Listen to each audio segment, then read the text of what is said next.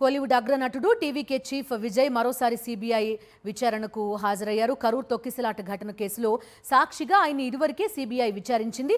అయితే మరోసారి రావాలంటూ నోటీసులు ఇవ్వడంతో ఢిల్లీ సీబీఐ కార్యాలయంలో విచారణకు హాజరయ్యారు ఆయన.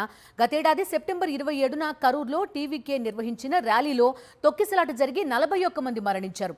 క్రౌడ్ మేనేజ్మెంట్లో ఫెయిల్యూర్ కారణంగానే తొక్కిసలాట జరిగిందని, విజయ్ ఆలస్యంగా రావడమూ ఒక కారణమని పోలీసులు కేసు నమోదు చేశారు. కేసులో టీవీకే నేతల నిందితులుగా చేర్చారు. పలు నాటకీయ పరిణామాల తర్వాత ఈ ఘటనపై సుప్రీంకోర్టు జడ్జి పర్యవేక్షణలో సీబీఐ దర్యాప్తుకు ఆదేశించింది సుప్రీంకోర్టు. కరూర్ ఘటనకు సంబంధించి టీవీకే నేతలను ప్రశ్నించిన సీబీఐ జనవరి 12వ తేదీన విజయ్ని ఢిల్లీ హెడ్ క్వార్టర్స్లో 6 గంటల పాటు విచారించింది. మొత్తం 90 ప్రశ్నలను ఆయన ముందు ఉంచినట్టుగా తెలుస్తోంది.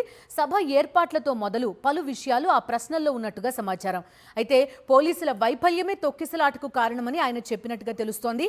ఆ సమయంలోనే మరికొన్ని ప్రశ్నలకు స్పష్టత కావాలని, ఇందుకు మరోసారి విచారణకు రావాల్సి ఉంటుందని సీబీఐ విజయ్కి తేల్చి చెప్పింది.